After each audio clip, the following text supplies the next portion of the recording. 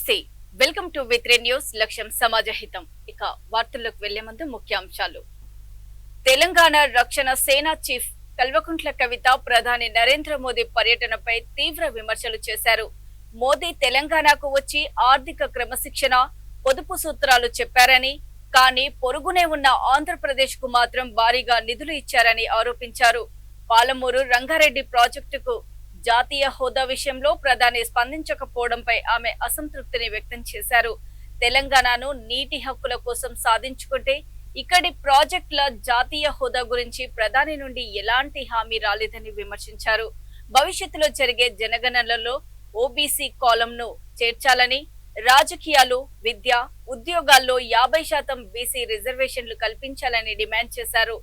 రాష్ట్రంలో కాంగ్రెస్ ప్రభుత్వం దళితులు, బీసీల సంక్షేమం నిధులను సరిగ్గా వినియోగించుకోవడం లేదని ఆరోపించారు. ప్రధానమంత్రి గారు తెలంగాణకు వచ్చి పొదుపు సూత్రాలన్నీ తెలంగాణకు చెప్పి పైసలు మాత్రం ఆంధ్రాకి ఇచ్చిరనేటటువంటి విషయాన్ని కూడా ప్రజలందరూ అనుకుంటున్నారనే విషయాన్ని ఈ సందర్భంగా భారతీయ జనతా పార్టీకి ప్రధానమంత్రి నరేంద్ర మోదీ గారి దృష్టికి కూడా తీసుకొస్తా ఉన్నాం.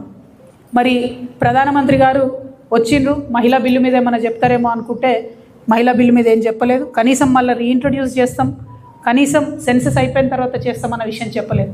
ఇక జరుగుతున్నటువంటి సెన్సస్లో, జనగణనలో ఓబీసీ కాలం పెట్టాలని ఎప్పటి నుండో మేము డిమాండ్ చేస్తున్నటువంటి సందర్భాన్ని తెలంగాణ ప్రజలకు మళ్ళొకసారి గుర్తు చేస్తున్నాం. ఇలా ఫస్ట్ ఫేజ్ అయిపోయింది, ఇండ్లను లెక్కించే ఫేజ్ అయిపోయింది. తర్వాత ఇప్పుడు ప్రజల్ని సపరేట్గా జనాభాను లెక్కించే ఫేజ్ వస్తుంది.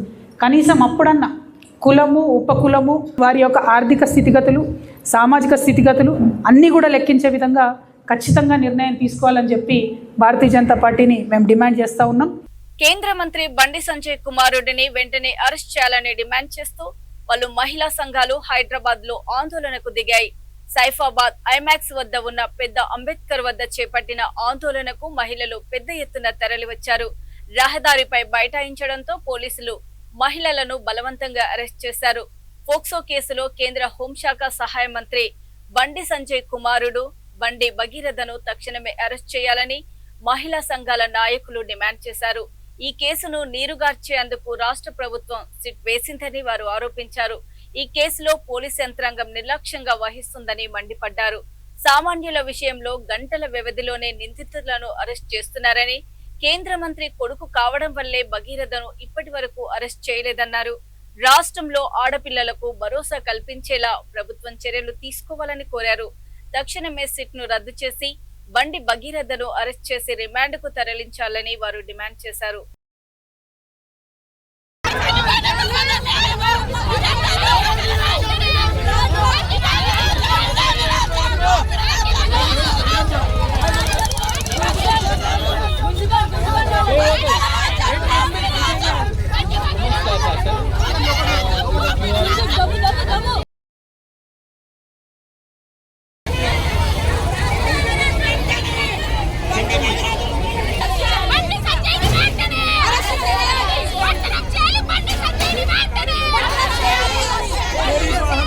ప్రయత్నం జరుగుతుంది ఇక్కడ.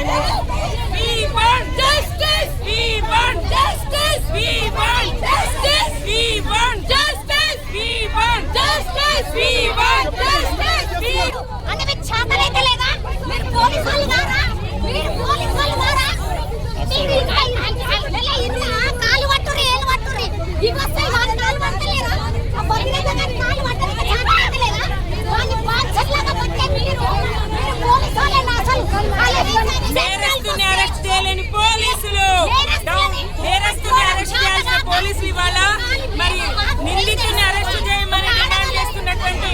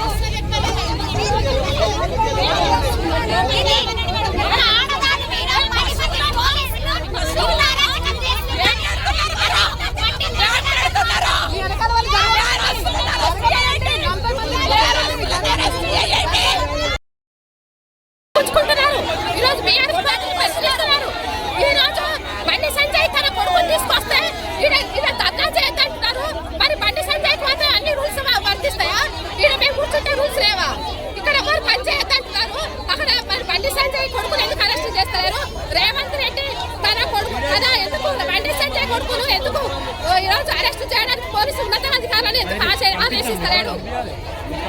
ఆదేశిస్తలేడు? మాకు వచ్చేటము ఆయనకు వచ్చేటమా? ఈరోజు మాకు చట్టాలు లేవా? మాకు మహిళల తరపున చట్టాలు లేవా? ఈరోజు మేము క్వశ్చన్ చేస్తుంటే ఫోన్ గుంజుకుంటాడు పోలీసు ఉన్నతాధికారి. ఎందుకు మేము అంత తక్కువ అనిపించినామా? ఈరోజు ఇష్టం వచ్చినట్టు తిడుతున్నారు పోలీసు అధికారులు కూడా మమ్మల్ని తిడుతున్నారు. ఇక్కడ చేయొద్దంటే ధర్నా, సరే మేము ఇలా ధర్నా చేయము, నువ్వు బండి సంజయ్ కొడుకు అరెస్ట్ చేయి. అవి రూల్స్ కావా? ఇవి రూల్సా? పోక్సో చట్టం కింద ఈరోజు ఎన్ని రోజుల నుంచి ఎందుకు అరెస్ట్ చేస్తలేవు నువ్వు? ఎందుకు ఒక సాధారణ పౌరుని అయితే ఈరోజు లోపడేస్తావు, పోలీసు వ్యవస్థ కూడా కొమ్ము కాస్తుందా? ఈరోజు హోంశాఖ దగ్గర పెట్టుకొని ice skating association of India ఆధ్వర్యంలో డెహ్రాడూన్ లో నిర్వహించిన జిల్లా రాష్ట్ర స్థాయి ఐస్ స్కేటింగ్ పోటీలలో కంటోన్మెంట్ నియోజకవర్గం అన్నానగర్ ప్రాంతానికి చెందిన శ్రీను కుమారుడు మాస్టర్ సాత్విక్ 2 బంగారు పతకాలు సాధించి జాతీయ స్థాయి పోటీలకు అర్హత సాధించాడు. ఈ సందర్భంగా మాస్టర్ సాత్విక్ ఈ రోజు కంటోన్మెంట్ ఎమ్మెల్యే శ్రీ గణేష్ ను ఆయన క్యాంపు కార్యాలయంలో మర్యాదపూర్వకంగా కలిశారు. సాత్విక్ సాధించిన విజయాన్ని ఎమ్మెల్యే అభినందించి సత్కరించారు. ఈ సందర్భంగా ఆయన మాట్లాడుతూ చిన్న వయస్సులోనే సాత్విక్ జాతీయ స్థాయికి ఎదిగి కంటోన్మెంట్ కు గర్వకారణంగా నిలిచాడని పేర్కొన్నారు. భవిష్యత్తులో జాతీయ, అంతర్జాతీయ స్థాయిలో రాణించేలా తన వంతు సహాయ సహకారాలు అందిస్తారని, ఈ విషయాన్ని ప్రభుత్వం దృష్టికి తీసుకెళ్లి స్కేటింగ్ క్రీడల్లో మరింత రాణించేందుకు అవసరమైన ప్రోత్సాహం, వసతులు కల్పిస్తామని చెప్పారు.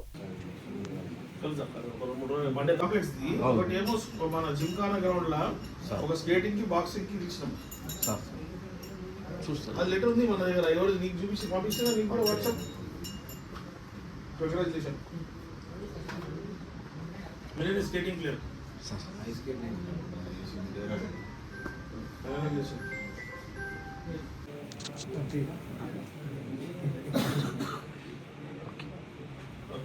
ఇది మనం చూడు గ్రౌండ్ చేస్తాను.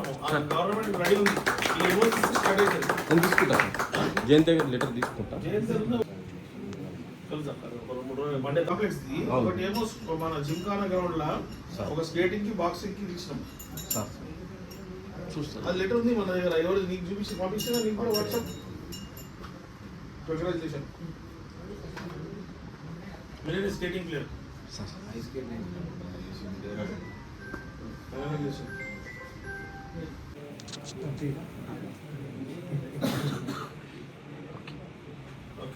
ఇది కూడా చూడు, ఇలా గ్రౌండ్ చేస్తాను. గవర్నమెంట్ రెడీ ఉంది, ఈ ఎమోషన్స్ స్టార్ట్ అవుతుంది. నేను తీసుకుంటా సార్, జయంత్ దగ్గర లెటర్ తీసుకుంటా. చందంపేట మండల కేంద్రానికి చెందిన ఎలిచెర్ల కలమ్మ శ్రీనయ్య నూతనంగా నిర్మించుకున్న ఇందిరమ్మ ఇంటి గృహ ప్రవేశ కార్యక్రమంలో దేవరకొండ ఎమ్మెల్యే నయనావత్ బాలునాయక్ పాల్గొని ఇందిరమ్మ ఇంటిని ప్రారంభించి వారికి శుభాకాంక్షలు తెలిపారు. ఇందిరమ్మ ఇళ్లతో పేదల ఆత్మగౌరవం పెరిగిందని, నిరుపేద కుటుంబాల సొంతింటి కల నెరవేరడం ఎంతో ఆనందదాయకమని అన్నారు. ఇందిరమ్మ ఇంటి లబ్ధిదారుల ముఖాల్లో కనిపించిన ఆనందం, గుమ్మానికి కట్టిన మామిడాకుల తోరణంలో పేద కుటుంబాల ఆత్మగౌరవం ప్రతిబింబించిందని ఎమ్మెల్యే నయనావత్ బాలునాయక్ పేర్కొన్నారు.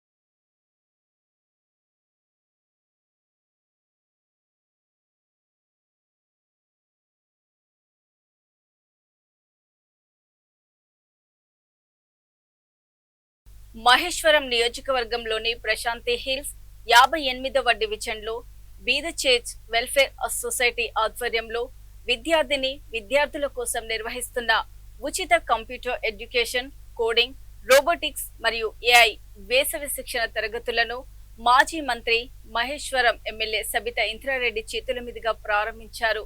ఈ సందర్భంగా ఎమ్మెల్యే మాట్లాడుతూ విద్యార్థుల భవిష్యత్తును దృష్టిలో ఉంచుకొని ఇలాంటి వినూతన కార్యక్రమాలు నిర్వహించడం అభినందనీయమని తెలిపారు. ముఖ్యంగా ప్రభుత్వ పాఠశాలలో చదివే విద్యార్థులకు టెక్నాలజీపై అవగాహన కల్పించే సమ్మర్ క్యాంపులు నిర్వహించడం వల్ల వారి మానసిక వికాసం, సృజనాత్మకత మరింత పెరుగుతుందని పేర్కొన్నారు. భవిష్యత్తులో కోడింగ్, రోబోటిక్స్, ఆర్టిఫిషియల్ ఇంటెలిజెన్స్ వంటి రంగాల్లో విద్యార్థులు ముందంజలో నిలవాలంటే ఇలాంటి శిక్షణ ఎంతో ఉపయోగపడుతుందని అన్నారు.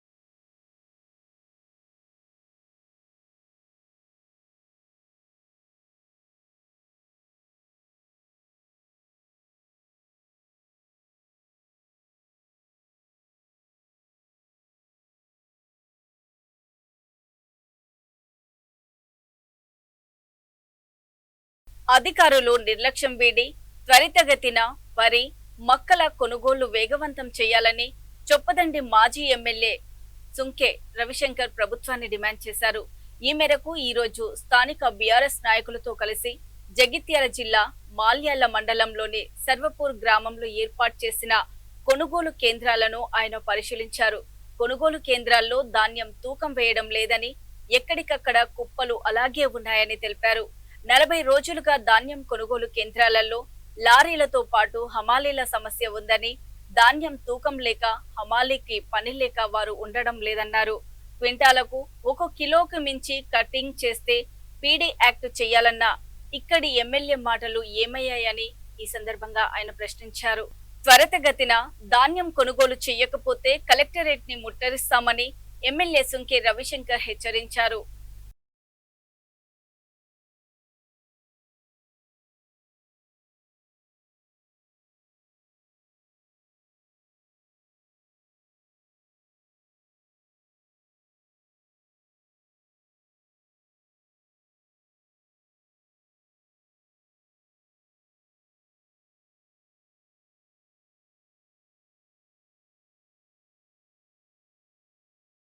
అట్లా చెప్తే అయిపోయాయి. నువ్వు కొత్తగా చేసేది ఏందా?